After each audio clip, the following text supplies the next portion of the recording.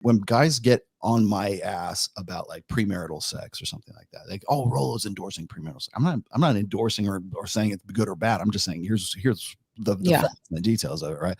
But the fact of the matter is like the woman that you know before you get married is not going to be the same woman that you know after you get married. So my God. when you're living, plus Rolo exists. Oh my God. Literally, men don't want to change Rolo. I'm not like, okay, so like before you get married, before you get in a relationship, let's just say, before you get into some sort of like monogamous relationship, there's a lot more competition anxiety. There's a lot more like actual dread, right? Like I want to get with this guy. It was a Mystery used to say, like, a woman cannot fall in love with a man unless she feels jealousy for that guy. All that jealousy is gone once you've signed on the dotted line. Which, like, you want to talk about as soon as they're in my vicinity. Men are, like I was saying before, men are worried about losing half their stuff. No, they're worried about you not wanting to suck their after the wedding. That's what they're worried about. They won't say it though. They're worried about the sex drying up afterwards. And I went and was meticulous about today's show, so I got stat after stat for this. Yeah, like the average couple. In fact, where is it? Right here. Tell them how you tell them our conversation. Oh, when I asked you like how long it had been since you've had like sex. No, not that part. The second part. Yeah, okay. This is the sexlessness stats right now. Okay. This is you texted me saying how many marriages do you think are fucking? Oh yeah.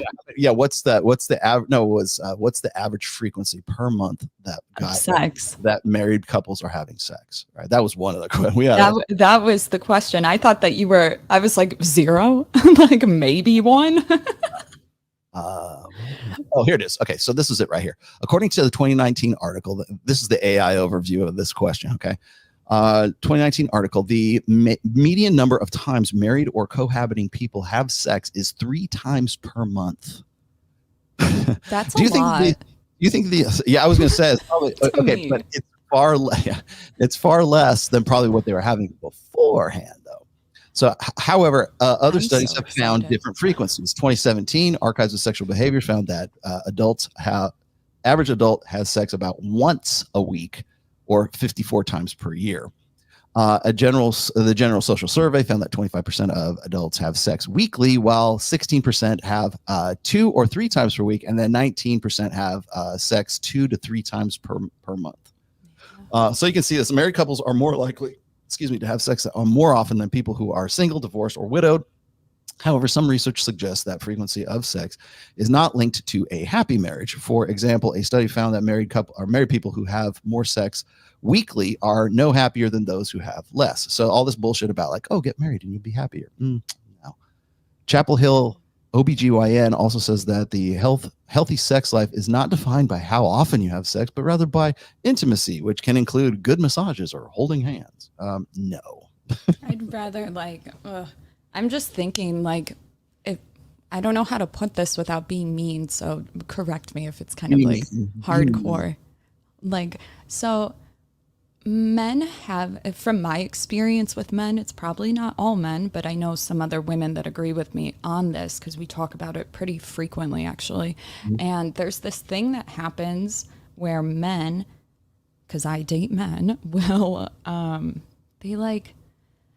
they almost beg for sex in a way. And if you don't want to do it in that moment, they have like an attitude, and we don't talk about the attitude, but they huff and puff, they're assholes. They purposely like won't do their share of the work just to sort of flip the power or whatever.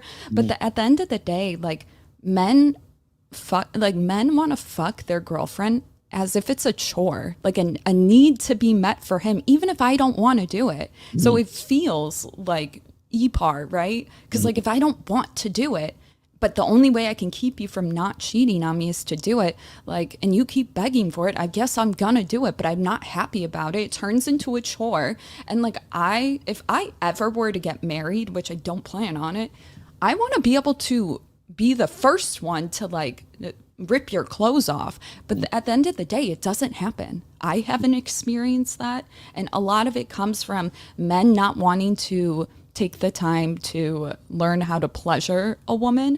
And the thing is, the ego with love is so attached to men's ability to make her come. And after the first few times, they keep asking. Men will keep asking, did you come? Did you come? Did you come? And then when you say no, that poutiness, The same thing when you don't get laid happens. And women are pleasers. So they're going to end up faking it. So after a certain amount of time, they're like laying there just like, I really fucked up. But if I was honest, it would have made it worse. And that's how women feel. So if she says she came, just say to her, I know you're lying. And then you can have that conversation and it's not awkward. I'm dead ass because it's awkward. Guys who fuck don't ask that question. Seriously. I entitlement role. I don't think I have ever asked that question because I know when she has. When she has. But most men don't. Exactly. And I understand your frustration too, because the thing is like the very act of asking that puts them down that much more. This is a guy. Why am I with it? Why am I having sex with the guy who doesn't know whether I got off or I didn't get off? Yeah. He doesn't know his way around a woman's body well enough to understand when I'm shaking with a really great, or I'm just sort of like, kind of half-assed about it. And I think that's one of the, like, so full disclosure here, I used to be that way. I used to be like, okay, well, we need to have sex 3 times a week.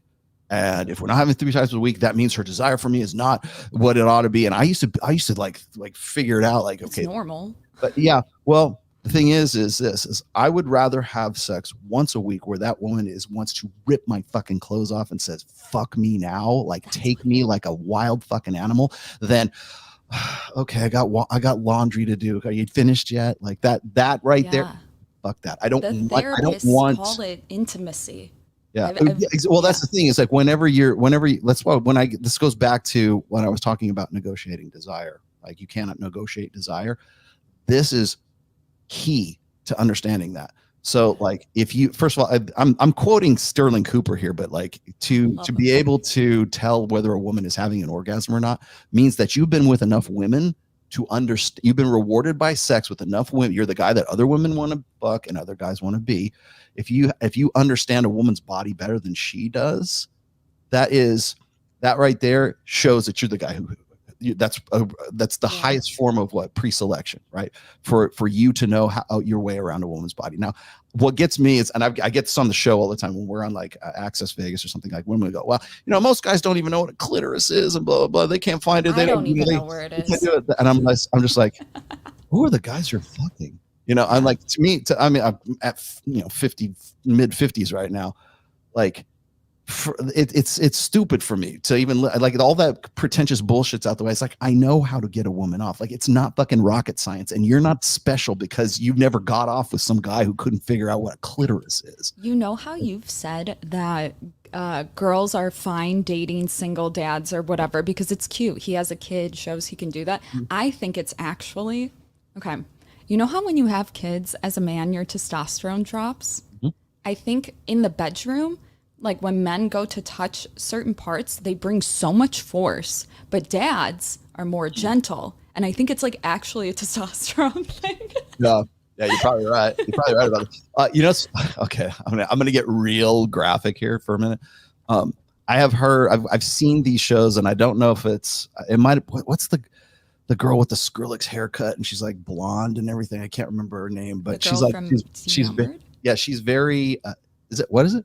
Antwoord? Antwoord? That girl? No. She's not a singer. She's actually a sex therapist. She has a podcast. Oh, I know she's the one when you Google like where's the clitoris, she comes up. Stop the Insanity girl. Like she's got that kind of like looked at. I don't even know the name, but so anyways, she was talking about like how guys like when they go down on a girl, and the girl's like saying she could tell that like. She says something to the effect of like, oh, that's it. Keep going. Most guys will like increase the intensity, like when they're doing that, but that's not the key to like getting up. It's like keeping it as rhythmically, like in the rhythm that you're in right now. And the thing is like, it's exactly what you're saying is like guys they'll automatically go, well, if what I'm doing now is good, if I build it up and I intensify it that much more, then that's gonna get her that much quicker. It does not work like that. Yeah. That's also Sterling Cooper was talking about that too. I've listened to a lot of his stuff, and I'm like, oh, he gets it. Like anytime I hear a man Susan talk Powder, about is that what it, like? I would not be surprised if it was Susan. Who's that? Susan? I gotta find. I'll dig it up and I'll send it to you after. Okay. Yeah, it's interesting. But I think that when I listen to girls saying, it could be on the show, it could be wherever, but like when women say like, oh, men don't know their way around a woman's body, blah blah. Or no, I know what it is. Like they'll show an IUD, like what is this? Like guys don't know what a fucking IUD How many is. tampons Yeah, do we need exactly. I like, oh, it's the holy symbol of feminists, or like some witch cult or something like that, just to fuck with people. But they think that like guys are like so sexually ignorant that they don't know like female body parts. It's like these guys have been watching porn enough to It comes off as entitlement. I know it's not something that my audience likes to hear, but I try to be as honest as I can. It's like you're smug about it. I don't want to fuck somebody that thinks they know what they're doing when they fucking suck. I have to fake it, and I'd rather be in a shower. Like sex is a lot of work. Like, and I don't think women know that you're supposed to move during sex. Like I just learned that at 27. I'm embarrassed. I don't want to talk about it. I'm just saying, like, but men don't fucking say anything, so yo. You're saying you're a pillow princess? Yes, I was a starfish for sure. You're a pillow princess. Yeah, so I would just like not do it. That's where I think having one night stands probably is really useful. I bet you the girls that do one night stands actually know to do that. Well, women, yeah, that's. I'm serious. Well, you understand that, like when there's something to be said about like having same night sex, right? Because there's still like, does this guy know what he's doing? Do I know what I'm doing with him? That kind of stuff. There's still like unfamiliarity. The newness of it might like override that, but there's something to be said about like the second time or the third time, right? Yeah. With the same person. And now you're like, confidence. okay, I fucking get it, right?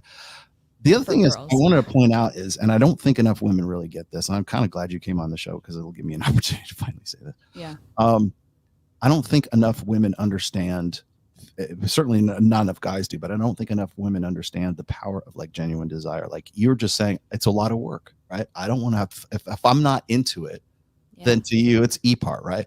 And I've actually written essays on this about like how there was like marital e-par. Archwinger too. Yeah, he's talked about it as well. Like it came out like right around the I know it was Aziz Ansari. When Aziz Ansari got like, it was kind of like this gray area between, well, she wanted to have sex with him, she gave the guy a blowjob, but she didn't want to have intercourse with him, right? And so she got to that point. So now is it e-par? Is it not? It's like, no, she just got, at some point she got buyer's remorse and she's just like, okay, I'm not really into this now. I realize after giving a Hummer that I don't want to get with him. And I thought about it and I go, that's when terms like enthusiastic consent came out, because it was yes means yes, no means no, no means maybe, blah, blah, blah, or I have to be into it every time. And then that's retroactive. So what people were saying at the time is like, you could go through divorce proceedings and says, did you have duty sex with your husband, right? Because you're Christians or whatever, you have to have sex. If he wants you, then you got to give it up, right? Yeah. I have actually brought up the term duty sex like on Pat Campbell's show as well. Like when and people lose their mind. What are you talking about, duty sex? I'm like, duty sex is like, that's comes out of the evangelical church, man. What are you talking about? I'm repeating what you told me. And so people see that and they think, well, if it's not sex that you're enthusiastically into and you didn't want to rip the guy's clothes off, then it's tantamount to e-par. And I'm like, well, that's interesting, because you could extrapolate that and take that onto like divorce proceedings and say, Mrs. Bro, did you ever have sex with your husband and you weren't really all that into, you weren't enthusiastically into it? Oh yeah, lots of times I had duty sex. Congratulations, your husband's now a statutory rapist. Yeah, but see, that's why a lot of women don't go to like the cops about actual e-par. It's because they don't want to ruin the guy's reputation, because they think it's their fault that they are not into it. They think there's something wrong with them. I'm telling you, I'm not saying that should be a thing. I understand when you say sex should be recognized as a need. I don't think so. Just because if it was recognized as a need, then it would have so many other implications in terms of sex work. How you satisfy that need is not necessarily, doesn't take away from the fact that it is a need. So like when for men, okay, but hear me out. Like when I put that tweet out, did you catch the part where I was reading? I got hacked on Twitter. I haven't been on Twitter. Oh, okay, so I haven't been on, but I was reading it on the show before. Yeah. Okay, so I had this hypothetical question, which I've used several times. If there was a if there was a guy, oh wait, I think I still have it up here. I'll just read it to you. If you met a woman who had every green flag you could hope for, gorgeous, fit, loving, loyal, dressed modestly, no debt, no tattoos, no cosmetic surgery, nurturing, submissive, religious, but her one stipulation is that you can never have sex with her, would you marry her? Okay. And then I added this as a caveat. Presume that you can have as many children as you want via artificial insemination. She'll be affectionate and loving and never cheat on you, but you can never have sex with her. Do you get married? If sex is completely off the table, but every other aspect, it's the perfect marriage. She's a perfect wife for you. This is literally why I've been saying that men that shame women for having so much sex, like, women are not fucking in the ways that guys think they are, but like, because we shame them for it, women are gonna be more sexually reclusive in general. They're gonna play off like they haven't done this before type shit, and then you marry her, and it's like, if sex would have been more accepted, then this, like, you would have known earlier, like, oh, she's just not into me. It's not that she's new at sex, she just doesn't want to fuck me. I don't know, it's like weird. No, I agree with you, because like as I've said before, it's like, it's all about genuine desire. I don't want to have sex with a woman who doesn't want to have sex with me. I want you to like rip my clothes off. Those are but men don't want hoes. That's what's like, that's the cognitive dissonance that men have. I think men do want a hoe. They just want her to be his hoe. Well, see how that's kind of fucked up? It doesn't work. Yeah, it is. It's like, if she's going to be your hoe, she was a hoe before. Well, she got practice. Right. Well, yeah, then you got to ask, how did she learn? Right. But no, I was going to say is, like, when I hear guys talk to me, like, I'm going to quote Sterling Cooper here. To him, if a woman becomes like sexual with him, like sooner than later, right, he takes that as a compliment, because what he says is that it makes me understand that she understands how important sex is to guys, and that she sees me as such a high value guy that she wants to lock it down with sex, right? So you can look at it. Men that like want. You can look at it. You can look at it from that perspective, and then there's the guys who are like, well, I don't want, like, whenever I quote The Rational Male, when I quote like Iron Rule Tomasi #3, which is, any woman that makes you wait for sex, the sex is never worth the wait, because usually there's something that's some sort of mitigating factor. It's not about sex. It's not about the wait. It's about determining genuine desire, which of course is what you were just saying a moment ago, is like, the men don't understand that maybe she doesn't want to fuck you because she doesn't have the desire to fuck you. Like, and so what do guys want to? So what do guys, exactly, she doesn't want to, she has no bet like 95%.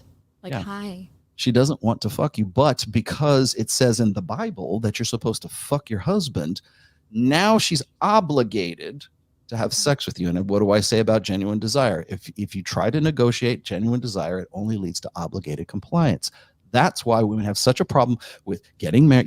This is from the female side now. Well, men are worried about losing half their stuff. Women are like, I don't want to fuck a guy for the rest of my life that I don't really want to fuck. It's right? Like slavery. Yeah. I know it's like hardcore to say that, but it feels like you're trapped. That's why they want to get out.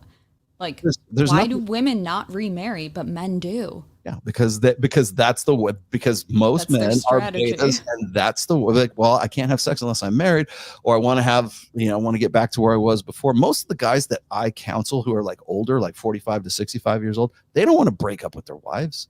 They don't want to get out. Like, I'm trying to help these guys sort of reconstruct their lives and everything. They don't want to break up with their wives because they're in love with their wives. They just want their wives to fuck them. That's when I say manipulation is okay, because you're trying to fix your marriage. You got to scare her a bit. But a lot of times maybe you do have sex and the woman actually feels better. She's not yelling at you for like not closing the cabinet all the way. You notice how she's a little bit more calm. There's that aspect, but I don't think that's in the forefront. I don't think they attribute it to that. I'm also going to throw this on here too. So here's what obesity for females 20 to 74 in the United States. I know Aaron Clary is watching right now, so I would be remiss if I did not talk about like obesity rates too. Yeah. So you got to remember, honestly, I think that one of the reasons, the major contributing factor to sexless marriages right now is obesity. You're just not fuckable, or you were before you got married, and now you got fat. And and by the way, it's both. Okay, it's not just the guy. It's not just the woman or the man. Okay, it's both. You want to know? As God is my witness, the key to a successful, healthy marriage and having good fucking sex well into your 40s, 50s, and 60s. Stay in shape. Go to the fucking gym. Be a normal weight. Be into it. You know, because I think that one of the things I've done. I think we did this on the show when you were on Access Vegas. Is I've had women actually hit me up after a show in my DMs, and they'll go, Rollo, I want to thank you for showing me the female delusion calculator. And I'm like, why is that? She goes, now I know how rare an animal my husband actually is, and I have a new I love that. for the guy. And you know, the calculator was made so that women could, so that Fresh and Fit could goof on women, right? But it's so much better tool than I think most people give it credit for, because like guys can see just how, like, sort of, statistically how valuable they are in the sexual marketplace. And then women can actually see, hey, you know what, maybe I'm actually with a guy that's not all that bad. Right. Yeah. So for sure. I think the main reason why you have like such a high statistics for sexist marriages is primarily because, as you were saying, just exactly what you're saying. You're right. It's because women don't want to fuck the guy. They're not. They either didn't get worked up or whatever. And then when I was doing that experiment here on Twitter about like the perfect girl with no, what happens is I get these responses from these guys going, well, in the Bible it says that you're supposed to have sex for real relationships with your. I'm like, that's not what this is about. It's not about obligation, but the obligation is I'm going to find anything I can possibly find to conscript my wife or my girlfriend into having sex with me, except for learning how to get her off, how to get her hot, how to be better looking, how to be arousing to the woman who I'm going to spend the rest of my fucking life with. Like, I just want them to, like, when I said 95%, I say that because a lot of guys don't think it's them. They're convinced that they're not the one that can't get her off. And I'm like, please assume that you are, because you might just save your marriage. Seriously. Mm-hmm. It's like, well, when I look at like sexual frequencies, like, I don't think guys should keep quotas. I think it should be more about the intensity of the sex. It should be more about. I hope they suffer. Oh, you do, because I'm as I said, Tori has changed quite a bit since the 3 years that we've known each other. No, I'm just a masculine bitch. Yeah, I like a house husband. I ruined Tori for all of the men besides me. Are you in a sexless marriage? A marriage is considered sexless if the couple is only having sex on average once a month or less. So this is Why do tradcons lie about the frequency of sex? Because they want you to get married because it's in the Bible. They're miserable and they want us to be like them. It's confirmation of spiritual belief. That's what it is. And if they can't find statistics to make that back up, then they'll go, well, it doesn't matter. The Lord wants you to. Could you imagine if you had proof that they were fucking? Like, you could see it just based on like a number on their head or something. You had some like spy camera inside. Like, God, privacy. It's like, love it, but hate it at the same time because people lie. 15 to 20% of marriages are sexless. 20 to 30% of men say they have little to no sex drive, and 30 to 50% of women say they have little to no sex drive, which, by the way, kind of tracks with overweight and obesity rates too. You know what they say about like couples? I know you don't like couples therapy, but the dynamic I was talking about in the text message is like women end up picking up for those men. And so it turns into like a son, that's my child. And then the man also gets really annoyed that she's so controlling and nagging and stuff. And so he doesn't want to fuck her either. I wonder if that's like a contributor, or if when they say he has no desire to sex, it's because they can't get it up. So something that's like physically there.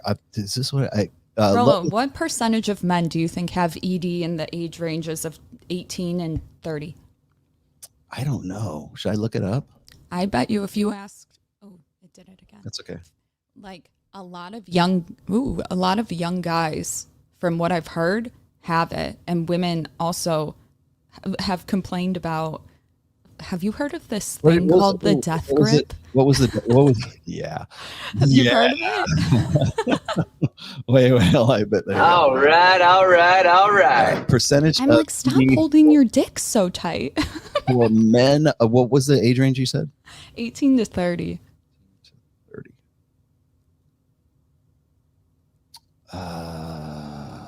Erectile dysfunction affects 18%. Okay, keep men going. In that, keep looking. 18% of men aged 20 and up suffer from erectile dysfunction. It's a higher percentage. That's what Reuters says. Hold on a second. It'll always say like 11, 18, and then you look at like about 18, the data broke down. Not surprising. I think there's men that are and they haven't come out yet. Do you think that? Somebody will give me the actuals. Rollo. Yeah. And they haven't come out yet? No. Yeah, I think there's a lot of men that are bisexual and they like hate women for being their competition. Bisexuality in men is like extraordinarily rare. Like I know they like you're either gay or you're not. It's like they know you either suck dick or you don't suck dick. Yeah. I just wish they would be honest. What I love without sex. Can a couple have a serious relationship without sex? 80% says no, which was a retract. 80%. I said. The ideal amount of sex for a good relationship. Okay, this is by men and women. Okay, 65% several times per week, 69%. How long? They say several times per week. Could you be in a relationship with somebody abstinent? 68% said no. 12% said yes if I could have other sexual partners, which is exactly what tracked with my little survey there. And that's for women. And then 27% of men said that. Okay, I get it. How long could you be happy to wait before sex in a new relationship? Women, a few weeks, 40%. And then as much time as my partner needs, 55% of guys, which of course is why, because men perform and women choose. Okay, so lesser known sexless relationship effects: increased irritability. This is what you were just talking about a minute ago, right? Depression, poor communication, which is, by the way, is like the only solution I have read any female like dating coach or dating or like sex coach say. Women have a really hard time with this though, and they don't realize that like they're a big problem. Reduced emotional intimacy, app-based flings. Flings, app-based flings. So would that be the Ashley Madison documentary? No, is it on? Apparently, it's really good. I want to see it. I want to reliance on pornography, of course, but that's but reliance. But the reliance is as a result of not getting laid. So the guy's he's going to row. Who does that affect most? Guys. Yeah. Low self-esteem, vengefulness. Sex becomes a touchy topic. Vengefulness. That's the pouty. I've never seen any stat or any sort of infographic, whatever, ever say the poutiness. I thought that I was like innovative. That does well. See, that's the thing is like then it starts this sort of negative feedback. Right. Yeah. So it's like then it's like, oh, he's that way now. Like the woman's not going to want to fuck you if you're just like, oh, I'm gonna get my fucking dick sucked. You know. Yeah. That whole that's the thing is like when like women love to say that men aren't owed sex, but that's exactly what marriage is supposed to be about to a lot of guys. Which is why they get divorced. Yeah, exactly. Or don't get married in the first place. Yeah, just don't get like. I guess the kid thing. How do you make up for that though? Like we want 2-parent households, Rollo. These were interesting here. What? That's an important thing. Don't zone me out. Okay, if we tell people don't get married? It's probably better. What about the kids? What about the children? Think of the children. No, well, okay. So the best situation. This is just child psychology 101. The best situation for a child raising a child is in a 2-parent heterosexual family. Okay, bringing them up and having a good model of femininity and a conventional model of masculinity is always going to be the best situation. I'd rather want to fuck my husband. And it's much. Okay, I'm going to throw this one out there. It's much better.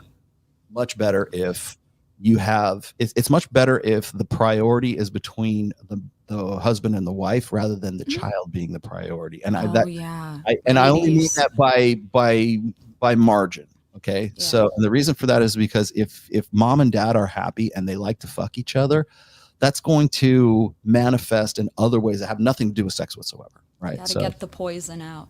Right. Well, the poison it won't suck itself. Learning all of these fucking terms. This goes back to your poutiness thing here. Cause and effect of sexless marriages. Causes and effects of sexless marriages when a couple has sex less than 10 times per year or doesn't have sex for over a year, it's a sexless marriage. Okay, so now we can define terms. Sexless marriage signs. This was great. Oh God. You don't groom anymore. That's actually a thing.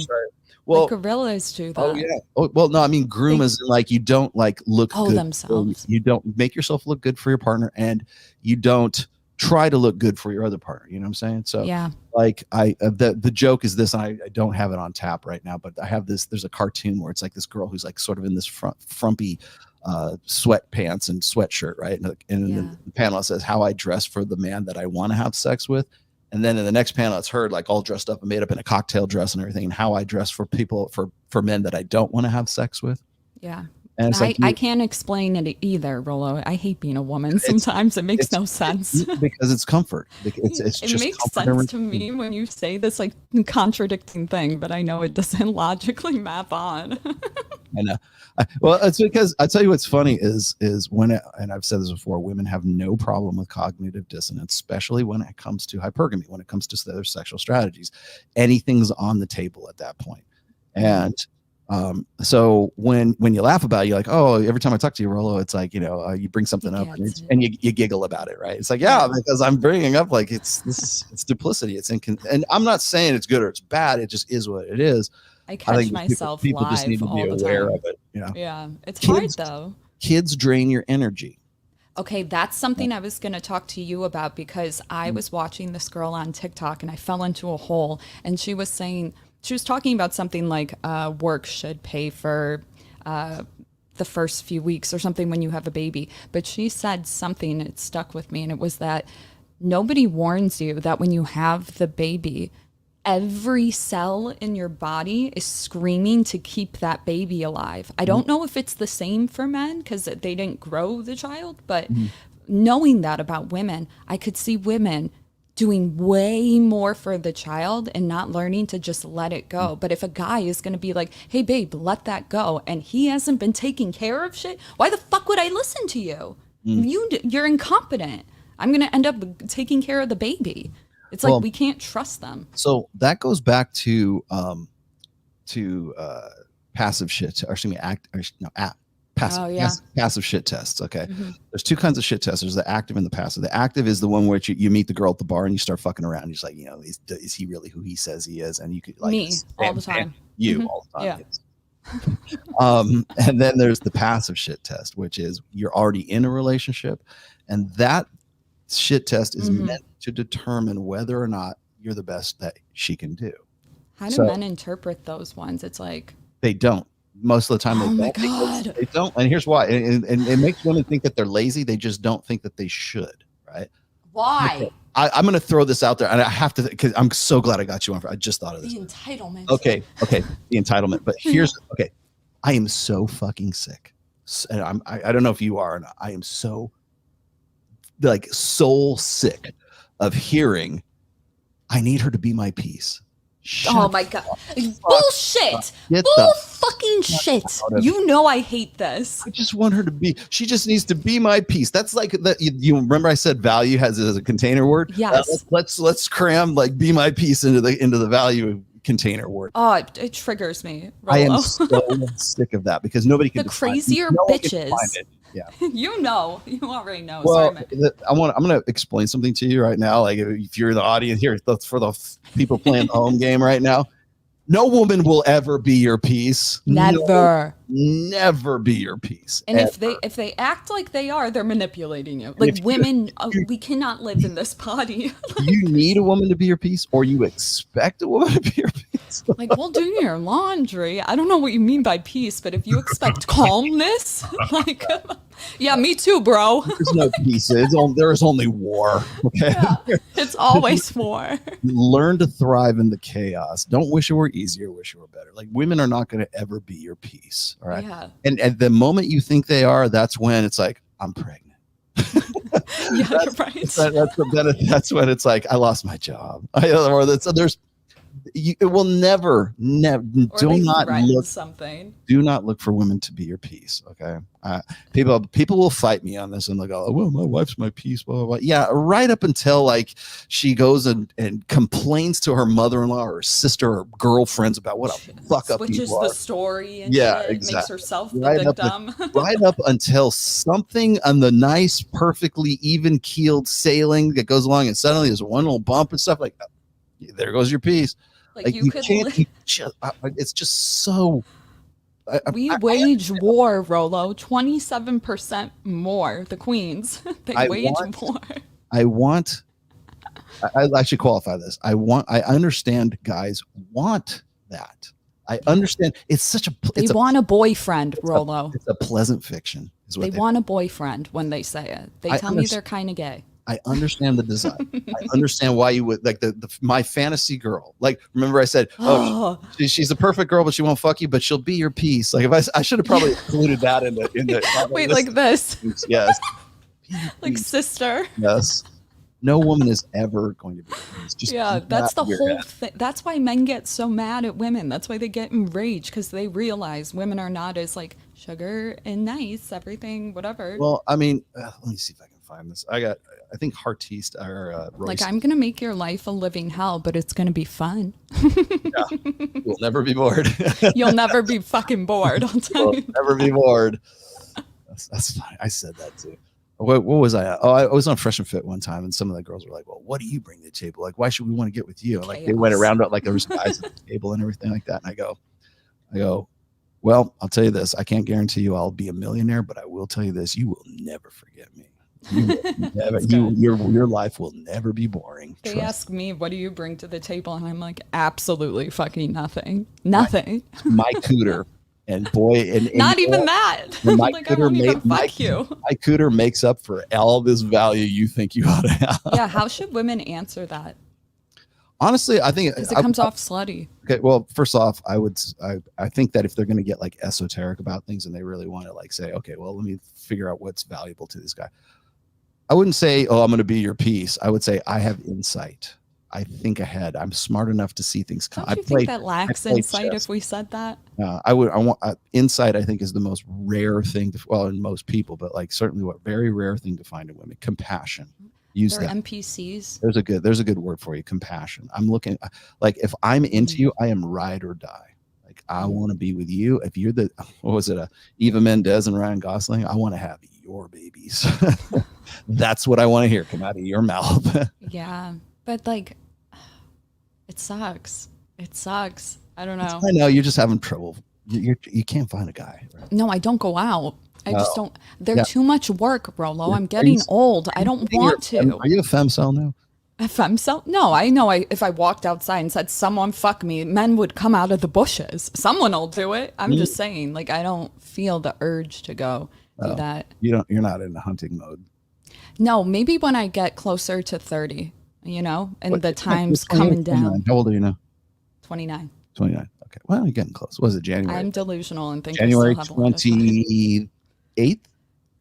31st. 31st. I knew I was close. Yeah. And it's crazy because, like, I spent so much of my 20s caretaking. And I don't think people understand that a lot of women that go through that, they don't really want relationships. They're too much work. I don't know. I probably need more therapy. Okay, so here's how to have a good relation. Here's how to have a good. I'm going to quote Royce here. This is number 4. Don't play by her rules. If you allow a woman to make the rules, she will resent you with a seething contempt, even if cannot inspire. That's assuming they don't have insight, which is a lot of them. But the strongest woman and the most strident feminist want to be led and submit to a more powerful man. Polarity is the core of a healthy relationship. That's one of my favorite lines. She does not want the prerogative to walk all over you with her capricious demands and her mercurial moods. I kind of like that. Her emotions are a hurricane, her soul a saboteur. Think of yourself as a bulwark against her tempest when she grasps for a pillar to steady herself against the whipping winds or yearns for an authority figure to foil her worst instincts. It is you who has to be there, strong, solid, unshakable, and immovable. And for Christ's sake, understand she was not your piece. You're her piece. Yeah. You're the lighthouse in the storm. It's like women want the men to save them. That's been a fairy tale forever.